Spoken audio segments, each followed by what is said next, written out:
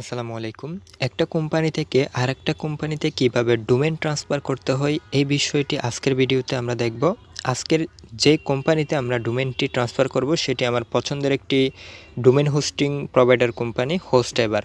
So আমরা Dynahost থেকে এখানে দেখতে পাচ্ছেন আমাদের একটি ডোমেইন রয়েছে।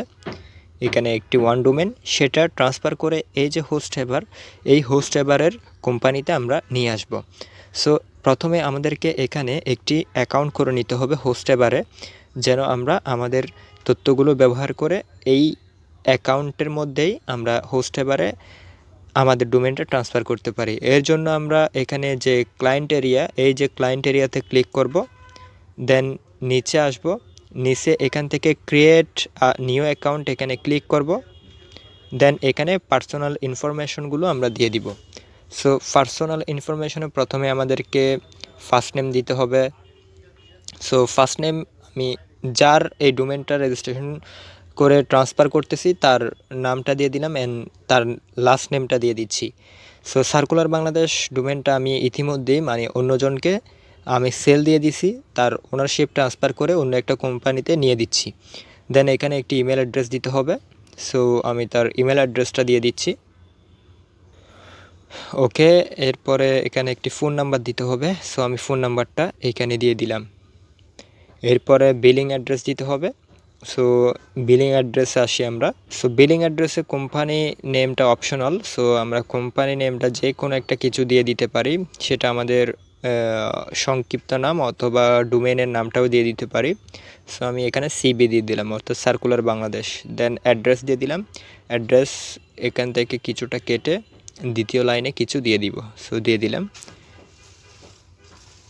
দেন এখান থেকে আমরা সিটিটা কেটে নিয়ে সিটির জায়গায় বসিয়ে দিব।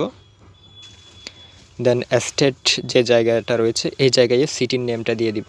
এরপরে পোস্টাল কোডটা দিয়ে দিব। সো আমরা এখান থেকে পোস্টাল কোডটা কপি করে নিই। দেন এখানে পোস্টাল কোডটা দিয়ে দিলাম। দেন বাংলাদেশ ডিফল্ট রয়েছে। সো এডিশনাল রিকোয়ার্ড ইনফরমেশনে আমরা এগুলো দিব না, জাস্ট বিডিটি সিলেক্ট করে দিলাম। এরপরে অ্যাকাউন্ট সিকিউরিটি।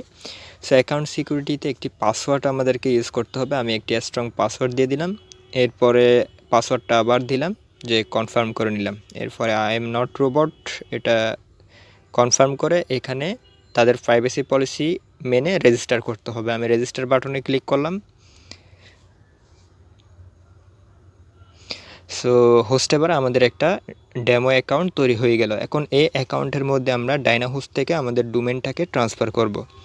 সো ডোমেইনটাকে ট্রান্সফার করার জন্য আমাদেরকে এখানে যে ডোমেইন অপশনটা রয়েছে এখান থেকে transfer domain to us, so এইখানে ক্লিক করতে হবে। দেন যে ডোমেইনটা আমরা ট্রান্সফার করতে চাচ্ছি এই ডোমেইনটা এই জায়গায় দিতে হবে। সো আমরা ডোমেইনটা টাইপ করে কপি করে নিয়ে আসি। সো এই যে সার্কুলার বাংলাদেশ .com ডোমেইনটা কপি করে নিলাম। দেন ডোমেইনটা এখানে পেস্ট করে দিলাম। এরপরে এখানে ইপিপি কোড দিতে হবে। আমরা ডাইনাহোস্ট থেকে কপি করে নিব। দেন এখান থেকে ম্যানেজ ডোমেইনে ক্লিক করতে হবে। সো পেজটা লোড হোক। দেন আমরা যদি এখানে স্ক্রল করে একটু নিচে আসি তাহলে দেখতে পাচ্ছেন এখানে গেট ইপিপি কোড, এখানে ক্লিক করব।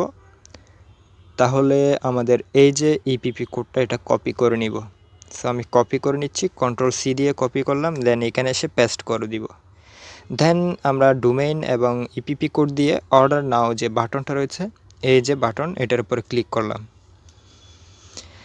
সো এই হচ্ছে সার্কুলার বাংলাদেশ ট্রান্সফার করার মেথড। সো এখানে কি দিচ্ছে, কি রয়েছে সেগুলো দেখাচ্ছে ওভারভিউ। আমরা এখান থেকে স্ক্রল করে নিচে আসব। নিচে আসার পরে এখানে সার্ভার চেঞ্জ করে নিব, অর্থাৎ হোস্টেভারে আমাদেরকে যে ডিফল্ট সার্ভার রয়েছে সেগুলো সরিয়ে দিয়ে এখান থেকে আমাদের হোস্টিংয়ের সার্ভারের নেম দিয়ে দিতে হবে। আপনারা অবশ্যই ইমেলটাও একটু ভেরিফাই করে নেবেন। আমি ইমেলটা ভেরিফাই করাটা দেখাই নাই এখানে। সো এখান থেকে সার্ভার নেম 1 কপি করে নিলাম। দেন এখানে এসে হোস্টেভারের যেটা রয়েছে সেটা সরিয়ে দিয়ে আমরা আমাদের সার্ভারের নামটা দিয়ে দিব। যদি আপনি হোস্টেভার থেকে হোস্টিংও ক্রয় করে থাকেন তাহলে এটা পরিবর্তন করার প্রয়োজন নাই। যেহেতু আমি অন্য কোম্পানির হোস্টিং ব্যবহার করতেছি তাই আমরা নেম সার্ভার চেঞ্জ করতেছি। সো নেম সার্ভার দুইটা চেঞ্জ করে দিলাম। দেন হোস্টেভারের আগের যেই ডিফল্টগুলো রয়েছে সেগুলো সরিয়ে দিলাম।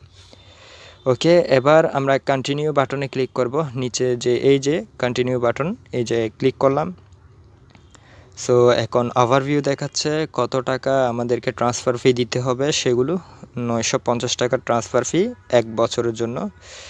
সো এরপরে যদি প্রমোশনাল কোড থাকে তাহলে সেটি ইউজ করবেন, তাহলে একটা ডিসকাউন্ট পেয়ে যাবেন। এরপরে এখানে আমরা বিকাশের মাধ্যমে এটা পেমেন্ট করব। এই জায়গায় টার্মস অ্যান্ড কন্ডিশনে, টার্মস অ্যান্ড সার্ভিশন অ্যাকসেপ্ট করে জাস্ট কন্টিনিউ বাটনে অর্থাৎ পেতে ক্লিক করতে হবে। সো আমরা এখন পেমেন্ট করব আমাদের 950 টাকা। ওকে, রেডি। এখন ইনভয়েসটা কিন্তু আনপেড দেখাচ্ছে। এখান থেকে আমরা পে উইথ বিকাশ এটা সিলেক্ট করব, তাহলে আমরা ব্যাট সহ 969 টাকা পেমেন্ট করতে হবে আমাদেরকে। এখন আমরা যেই বিকাশ থেকে পেমেন্ট করব সেই বিকাশ নাম্বারটা দিয়ে দিচ্ছি, দেন কনফার্ম করব। দেন সেই নাম্বারে ওয়ান টাইম পাসওয়ার্ড পাঠানো হবে, সেই পাসওয়ার্ডটা আমাদেরকে এখানে দিয়ে কনফার্ম করতে হবে। সো আমরা পাসওয়ার্ডটা পেয়ে গেছি। এখন পাসওয়ার্ডটা আমরা এখানে বসাবো, একটু দেখেই পাসওয়ার্ডটা বসাচ্ছি।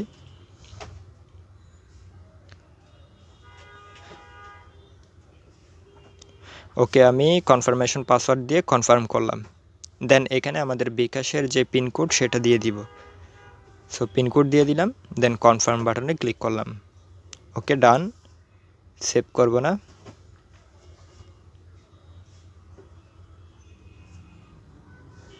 সো সাকসেস দেখতে পাচ্ছেন, আমরা অলরেডি পেমেন্টটা করে দিলাম, ট্রানজ্যাকশন আইডি দেখাচ্ছে। সো অর্ডার প্লেস হয়ে গেল। এখন কন্টিনিউ টু ক্লায়েন্ট এরিয়াতে ক্লিক করব। সো দেখতে পাচ্ছেন এখনও আমাদের ডোমেনটা এখানে অ্যাড হয় নাই। যে হোস্টেভারে আমাদের ডোমেনগুলো রিলোড করলেও 0 দেখাবে। এটাতে ভয় পাওয়ার কিছু নাই, কারণ ডোমেন ট্রান্সফার করলে 48 ঘন্টা বা 5 বিজনেস ডে পর্যন্ত সময় লাগে ট্রান্সফার হতে। আমরা যদি এখান থেকে মাই ডোমেন্সে ক্লিক করি তাহলে এখানে এটা পেন্ডিং দেখতে পাচ্ছেন, এটা পেন্ডিং। সো খুব অল্প সময়ের মধ্যে এটা আমাদের অ্যাকাউন্টে অ্যাক্টিভ হয়ে যাবে। এখন যদি আমরা এটা দেখি তাহলে স্ট্যাটাস পেন্ডিং দেখতে পাবো, এই যে circular Bangladesh status pending. So এভাবে করে আপনারা যে কোনো কোম্পানি থেকে ডোমেন ট্রান্সফার করতে পারবেন। সবাই ভালো থাকবেন, আল্লাহ হাফেজ।